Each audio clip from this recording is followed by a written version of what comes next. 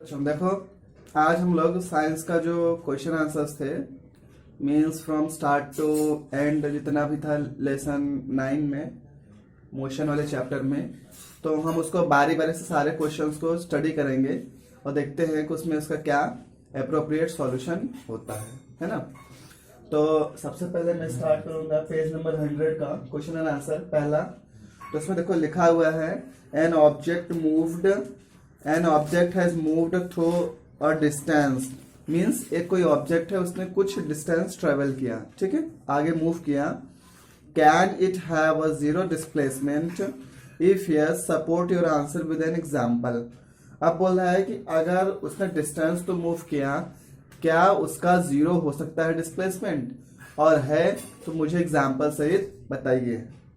देखते हैं, अगर मान लो अब ऑब्जेक्ट कहीं पे भी कोई भी डिस्टेंस मूव कर सकता है। एक लाइव एग्जांपल लेता हूं, मान लो सपोज करो ये बॉय है, सपोज करो ये बॉय है ना। ये कहाँ गया? मार्केट गया। किधर गया? ये मार्केट गया, ठीक है।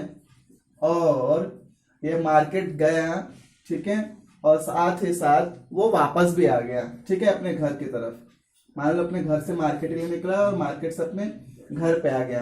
तो इस केस में इस बॉय ने तो डिस्टेंस ट्रेवल किया। डिस्टेंस क्या ट्रेवल किया? पहले वो मार्केट गया, फिर मार्केट से घर आया, है ना। लेकिन अब इस केस में हमने डिस्प्लेसमेंट का क्या फॉर्मूला बताया था?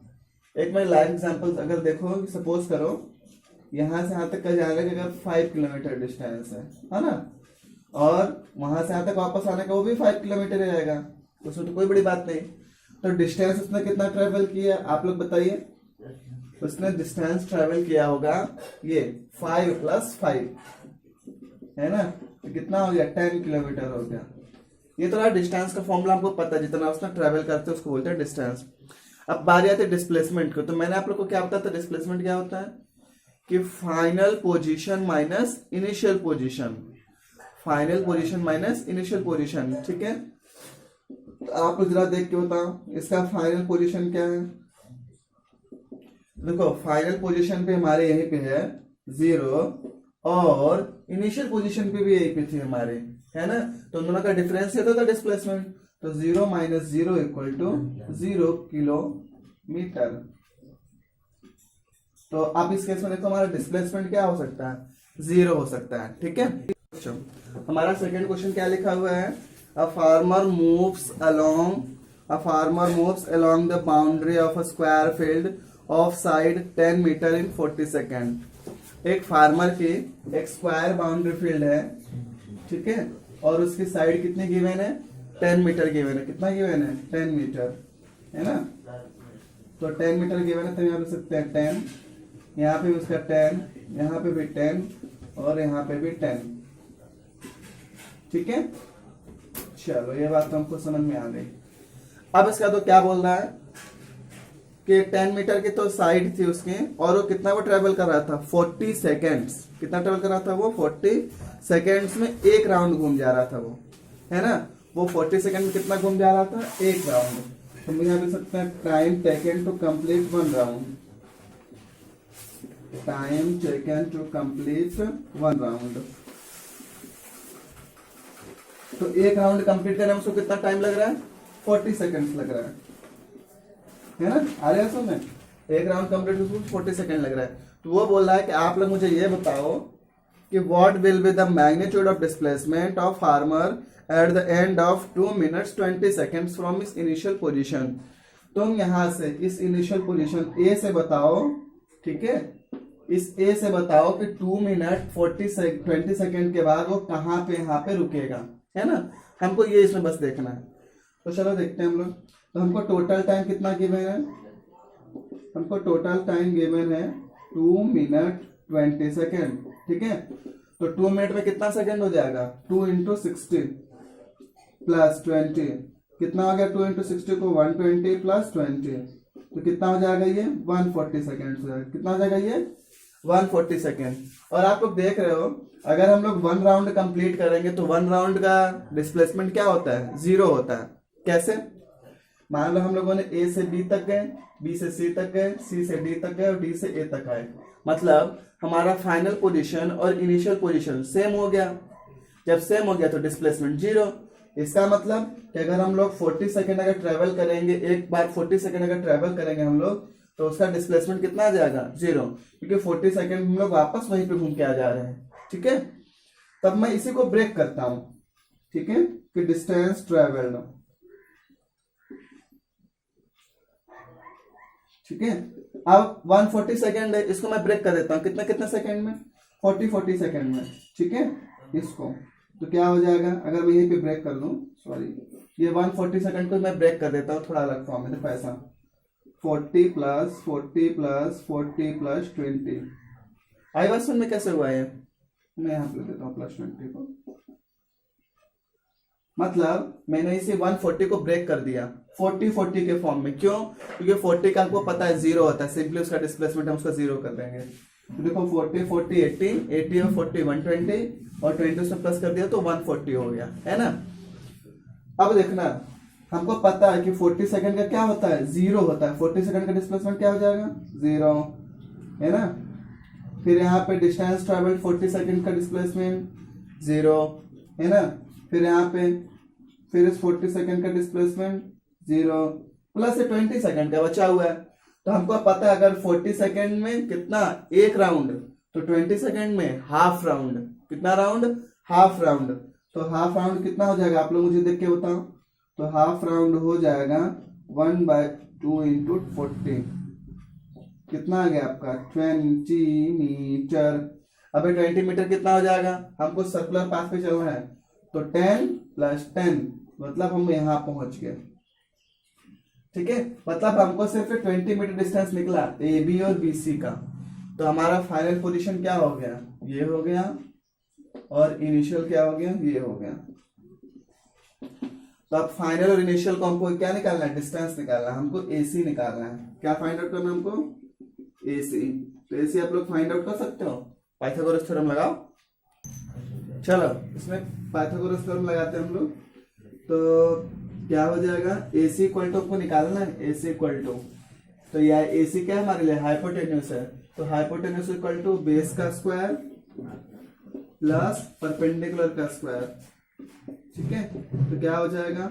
AB का स्क्वायर कितना हो जाएगा? 10 प्लस उसका स्क्वायर हो जाएगा कितना? 10 का स्क्वायर।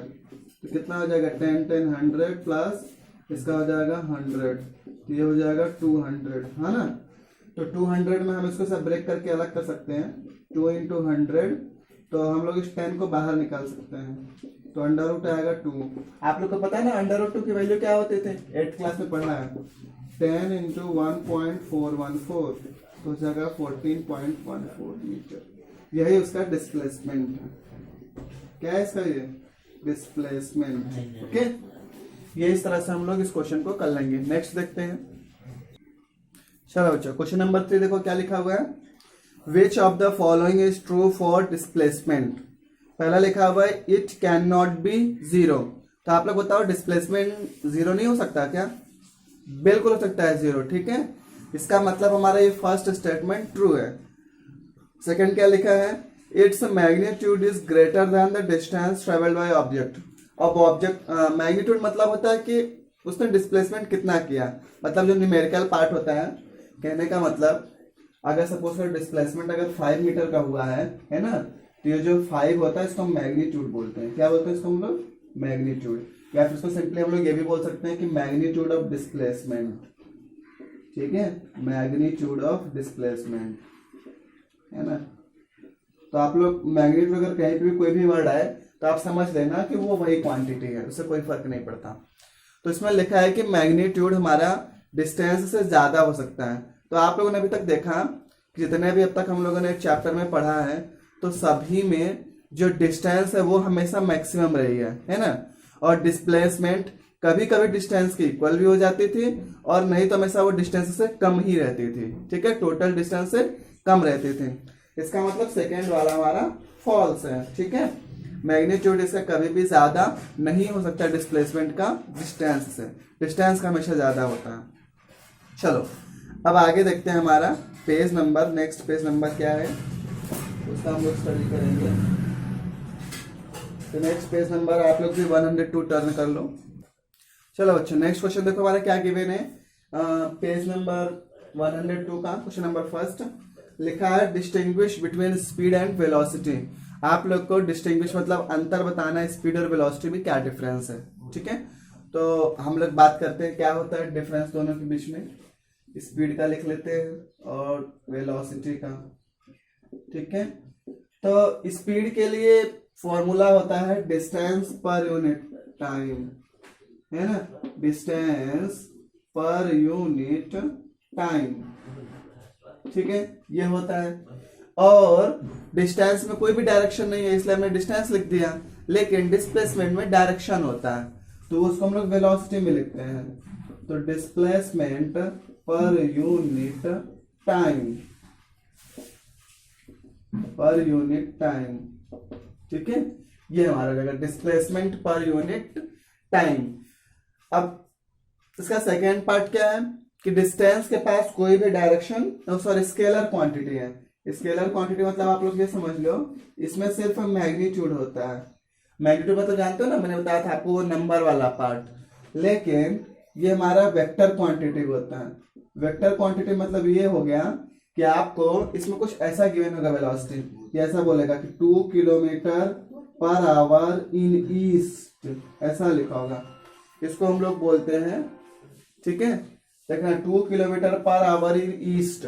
ठीक है, तो इसमें देखो मैंने यहाँ पे डायरेक्शन भी ऐड किया है ना, तो इसलिए ये हमारा वेक्टर क्वांटिटी हो गया। ठीक है, चलो अच्छा थर्ड पॉइंट देखो इसमें क्या गिवन है हमारा। इसका थर्ड पॉइंट है ये हमारा कि जो स्पीड होगा, स्पीड हमेशा हमेशा पॉजिटिव होगा। स्पीड हमेशा क्या होगी, पॉजिटिव। ठीक है, लेकिन वेलोसिटी हमारा नेगेटिव भी हो सकता है। अब तुम सोचोगे सर वेलोसिटी नेगेटिव कैसे होगा, तो वो भी तुमको बता देते हैं कैसे होगा वो नेगेटिव वेलोसिटी। वेलोसिटी नेगेटिव, ठीक है, ये कैसे नेगेटिव होगा। मान लो हम पहले कोई किस डायरेक्शन में जा रहे थे, ए से जा रहे थे बी की तरफ में, है ना। अब मान लो उस समय हमारी स्पीड कितने थे, 5 किलोमीटर पर आवर थे। ठीक है, फिर वापस में हम लोगों ने क्या किया, बी से हम लोग ए की तरफ आना शुरू किया, डायरेक्शन उल्टी कर दी, मैंने क्या कर दिया, डायरेक्शन का रिवर्स कर दिया। तो मान लो पहले हम उधर जा रहे थे, अब बी से ए हम जा रहे हैं। ठीक है, बी से ए की तरफ, तो इस केस में हम लोग लिखेंगे 10 किलोमीटर पर आवर। देखो अब ये तो मैंने लिख दिया कि हम वापस आ रहे हैं, लेकिन अब मैं बोलूं कि मैं क्या बोलते हैं किसी इधर इस वे से जा रहा था, तो उधर 5 किलोमीटर की आवर की स्पीड से जा रहा था, फिर उसके बाद मैंने अपनी स्पीड 10 किलोमीटर पर आवर कर दी। अब ये नहीं बताया मैंने कि 10 किलोमीटर में किधर जा रहा हूं। ठीक है, मैंने क्या बोलते हैं कि मैं 10 किलोमीटर किधर जा रहा हूँ, उसी के डायरेक्शन में जा रहा हूँ जहां पे मैं पहले जा रहा था, या फिर और किसी डायरेक्शन में मैं जा रहा हूँ। तो यहाँ पे देखो फिर हमको क्या करना पड़ेगा, ये 10 किलोमीटर को स्पेसिफाई करना पड़ेगा, मतलब बताना पड़ेगा कि हम किस डायरेक्शन में जा रहे हैं। तो इस 10 किलोमीटर को क्या बोल देंगे, अगर हम ए से बी तक जाने की तरफ मैं +5 लिख सकता हूँ, तो इधर से उधर जाने के लिए -10 लिखूंगा। क्या लिखूंगा मैं, -10 किलोमीटर पर आवर। तो इसका मतलब आप लोग ये समझ जाओगे तुरंत कि ये 10 किलोमीटर आवर जो माइनस में है, ये हम लोग अपोजिट डायरेक्शन में जा रहे थे। मतलब शुरू में हम जैसे डायरेक्शन में जा रहे थे उसके ठीक अपोजिट डायरेक्शन में लोग आ रहे हैं, तो इसलिए हमारी वेलोसिटी नेगेटिव भी हो सकती है। नेक्स्ट क्वेश्चन देखते हैं। देखो अच्छा क्वेश्चन नंबर 2 क्या लिखा हुआ है, under what conditions is the magnitude of average velocity of an object equal to the average speed. बहुत अच्छा क्वेश्चन है। आप लोग मुझे एक बात देख के बताओ कि आप ये कब ये बोल सकते हो कि एवरेज स्पीड और एवरेज वेलोसिटी सेम है। Average speed and average velocity, बताओ स्पीड और वेलोसिटी कब सेम होती है ना। स्पीड और वेलोसिटी में किसका फर्क होता है, मैं अगर फॉर्मूला देखूं, स्पीड का फॉर्मूला होता है डिस्टेंस अपॉन टाइम, है ना, और फिर डिस्प्लेसमेंट अपॉन टाइम, ये फॉर्मूला होता है। वेरी गुड, समझ में आ गया होगा। अब देखो दोनों में ही टाइम तो कभी नहीं चेंज होगा, दोनों का टाइम तो सेम रहेगा, लेकिन अब हम बात करेंगे डिस्टेंस और डिस्प्लेसमेंट की, तो ये अलग अलग होते हैं।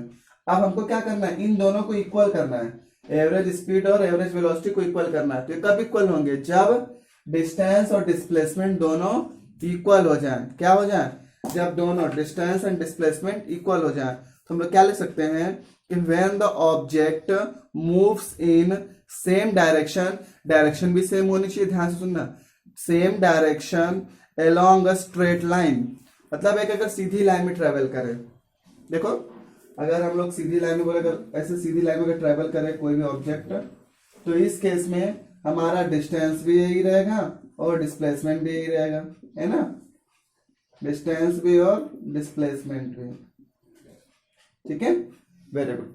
चलो नेक्स्ट क्वेश्चन देखो, हमारा लिखा हुआ है कि what does the odometer of an automobile measure. जो ओडोमीटर है आप लोगों ने देखा होगा ना कि गाड़ियों में जो हर जगह लगे होते हैं, तो वहां पे देखने से कुछ कॉलम बने होते हैं उसमें, है ना, और उसमें से एक कॉलम जो होता है ये मूव करता है, इसके बाद लिखा रहता है किलोमीटर, ठीक है, तो ये हमेशा आगे पीछे घटता बढ़ता रहता है, बढ़ता रहता है हमेशा, जैसे जैसे हम लोग स्पीड ट्रेवल, सॉरी जैसे जैसे हम लोग डिस्टेंस ट्रेवल करते हैं। तो जो ये इसकी क्या मेजर करता है, हमारा किलोमीटर मेजर करता है, क्या मेजर करता है ये, किलोमीटर डिस्टेंस, ठीक है, तो आप लोग बोल सकते हो डिस्टेंस मेजर कर सकता है। हाँ, फोर्थ कंडीशन है what does the path of an object look like when it is in uniform motion.